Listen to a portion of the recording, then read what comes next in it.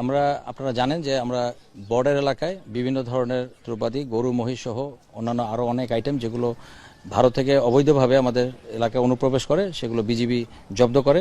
আমরা অনেক সময় মালিকানাবিহীন এবং অনেক সময় মালিক সহ পাই।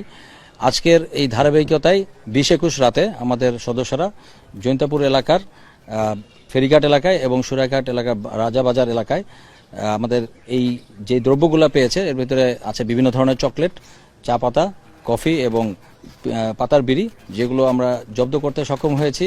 এই জিনিসগুলো আমাদের যে এলাকায় অপারেশন করেছে সেই এলাকায় রাতের বেলা যে ধরনের প্রতিবন্ধকতা থাকে আপনারা জানেন, এই ধরনের প্রতিবন্ধকগুলো মোকাবেলা করেই আমাদের সদস্যরা এই জিনিসগুলোকে জব্দ করে ক্যাম্প এলাকায় নিয়ে আসে।